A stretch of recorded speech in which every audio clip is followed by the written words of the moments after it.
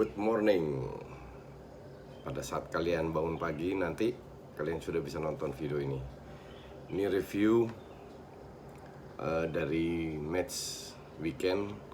Gue bikin ini bukan untuk fans kardus yang hanya taunya menang kalah, tapi untuk fans anti kardus yang mau belajar, yang bisa melihat jangka panjang. Oke? Sekarang itu jam 4.32, langsung gue posting. Habis itu gue tidur. Besok ada rekaman dengan Poros Halang podcast Box to Box, dan juga Kompas Sport ingin interview. Jadi besok agak padat, makanya gue bikin sekarang. Gue mau review beberapa match. Pertama Man United lawan Burnley. Man United menang, ya betul. Babak pertama niatnya untuk menang itu luar biasa ada, tapi kalau dilihat secara overall permainan nggak menjanjikan. Oke, lu boleh menang, makanya gue selalu bilang hasil dan permainan beda.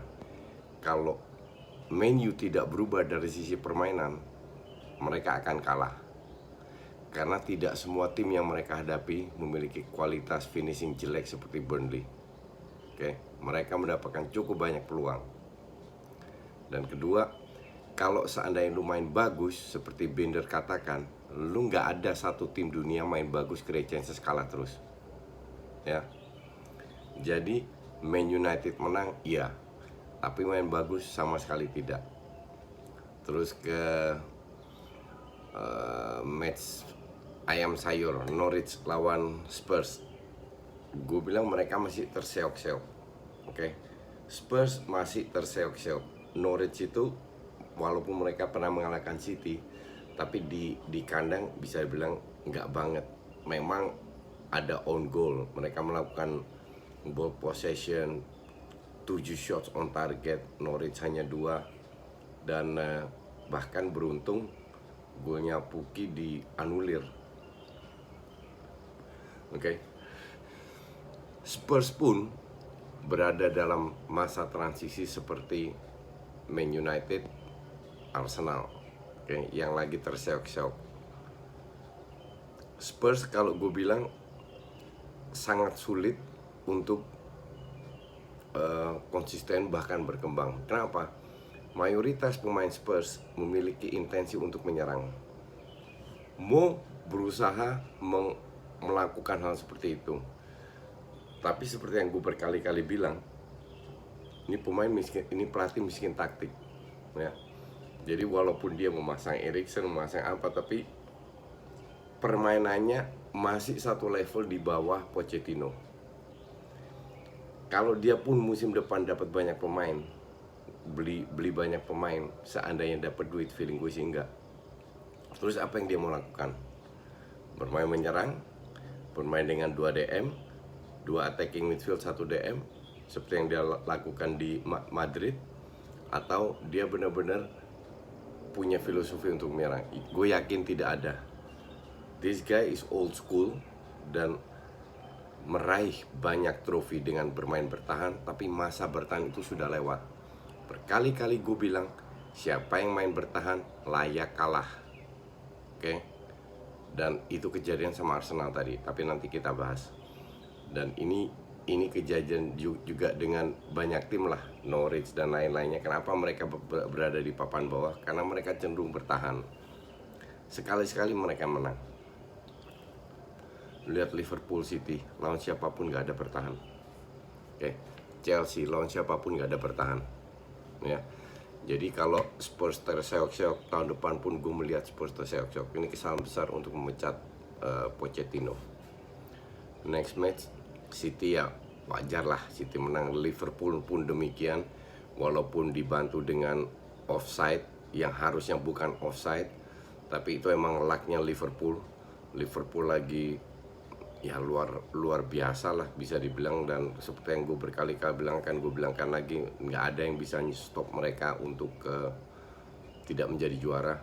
Mereka punya identitas karakter bermain yang luar biasa, yang sangat top dari sisi teknis maupun non teknis, dan yang bisa mengalahkan Liverpool ya Liverpool sendiri, plus suspension banyak atau cedera banyak. Tapi gue tidak melihat itu terjadi karena lucknya pun juga lagi berada di pihak Liverpool. Dengan VAR lah, dengan itulah orang bisa bilang itu offside dan lain-lain. Tapi yang salah itu bukan VAR, yang salah itu wasit. Wasit Inggris ini harus di re-educate lagi tentang penggunaan VAR. Tujuan VAR itu bukan cuman ketiak atau jari lah offside dan lain-lain, tapi harus lebih lihat pada saat satu line ya satu line. Tapi gue yakin kasus Liverpool ini udah kesekian kali bukan salah Liverpool, bukan salah Klopp, tapi lebih ke wasitnya yang harus diulang lagi kapan mereka harus mengambil keputusan. Karena ini juga tahun pertama buat Inggris menggunakan VAR, jadi banyak kontroversi. Feeling gue tahun depan akan lebih baik lagi. Ini yang kalian tunggu-tunggu, kita bahas Arsenal Chelsea. Kalau banyak orang bilang gue sedih karena Arsenal kalah, lu salah besar. Oke, gue bukan kardus yang fokus ke menang. Kalau lihat apa yang dilakukan oleh Arteta dalam seminggu latihan, kira-kira 2 match bisa merubah permainan dengan pemain yang sama, oke? Dibanding 1,5 tahun terakhir di bawah Emery ataupun Ljungberg, itu udah magic, practice magic, bahwa dia harus banyak PR-nya untuk merubah. Kita udah tahu itu semua, oke? Lihat 2 gol yang terjadi. Blunder Leno, apakah itu salah Leno? Iya. Apakah Leno layak disalahin? Tidak, karena Leno sudah berkali-kali menyelamatkan Arsenal, ya. Dan Leno pun juga manusia. Sekali-sekali dia bikin kesalahan itu. Itu terjadi dengan semua goalkeeper terbaik di dunia tetap melakukan kesalahan itu. Oke. Kedua, salah Mustafi. Pada saat Chambers ditarik keluar, gue udah bilang, aduh Mustafi lagi. Cuman gak ada pilihan. Lo lihat tim mana yang 5 defendernya cedera. Tierney, Kolasinac, Holding, Chambers, Bellerin. Gak hanya Arsenal. Jadi lu sebagai pelatih apa melakukan? Gak banyak pilihan juga. Mavropanos yang masih umur berapa, bocah, atau Mustafi. Dan Mustafi kembali menunjukkan bahwa dia memang layak dijual. Saka kemungkinan besar akan pindah. Dan kalau Özil main kayak begini ya nggak usah pindah kalau untuk gue. Kecuali untuk gue Hakim Ziyech harus dibeli untuk memperkuat Arsenal. Di babak pertama Chelsea itu diobok-obok, asli diobok-obok, gak dapat peluang dan harusnya minimal 2-0. Bahkan kalau saya Arsenal unggul 3-0 duluan, itu selesai itu Chelsea. Jorginho masuk, mereka lebih ngepres. Nah, di sini Arsenal harus belajar. Pada saat pemain bermain lebih agresif, lebih ke dalam, mereka nampaknya kelabakan. 5-10 menit terakhir kelabakan. Dan di babak kedua lebih kelihatan. Ball possession babak pertama itu 86% untuk Arsenal, dan Chelsea itu cuman 80% kalau nggak salah. 87% Arsenal, Chelsea cuma 80%. Artinya passingnya itu sampai semua.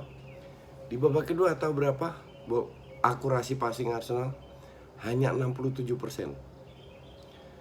Spurs stabil di 80%. Chelsea stabil di 80%. Ball possession Arsenal babak pertama 48%. Babak kedua 37%. Ini data dari Opta. Jadi yang harus dipelajari oleh Arsenal adalah lu unggul 1-0 is nothing dalam bola. 2-0 nothing. Jangan sekali-sekali bermain bertahan. Kalau lu lihat dari 11 pemain yang dipasang, 8 memiliki karakter untuk menyerang. Gimana lu mau main bertahan? Tapi gue yakin mereka akan belajar dari ini, bahwa lu sudah membuktikan 40 menit bermain luar biasa. Kenapa lu gak ngepres terus? Hanya karena Jorginho masuk? Enggak. Jangan sampai filosofi lu dirubah oleh lawan. Bahwa Arsenal memiliki kualitas di bawah Chelsea, itu iya. Tapi mereka sudah membuktikan dengan kualitas pas-pasan, bermain simple, bermain percaya diri, mereka bisa kok. That's why kenapa gue berani mengambil taruhan dari Pange. Karena gue yakin MU nggak bakal pecat Ole, akan naik ups and down, dan Arsenal akan meroket dengan Arteta. Dari awal gue sudah yakin, gue dibully dan lain-lain, I don't care. Gue yakin Arteta akan meroket. Kalau orang dalam 1 minggu bisa merubah permainan luar biasa, ini akan meningkat. Rob Holding, Bellerin sudah kembali lagi. Ini udah agak mendingan. Jadi untuk Arsenal, sayangnya Lacazette mendapatkan banyak peluang nggak cetak gol. Dia lagi bapuk. Dan kalau PP bangkit lagi, dalam 1, 2, 3 match dia menjadi starter, Arsenalnya akan luar biasa. Tujuannya kan di situ. Banyak ball possession, mendominasi, create chances, finishingnya jelek, cuma dapat 1 gol. Nah ini pun juga harus dirubah. Sekarang tinggal defense-nya, oke? Maka dari itu kalau orang bilang gue sedih Arsenal kalah, no, I don't really care. Permintaan gue adalah kembali bermain normal. Sekarang sudah jauh di atas normal dalam seminggu. Makanya gue tetap optimis Arsenal akan berada di atas MU.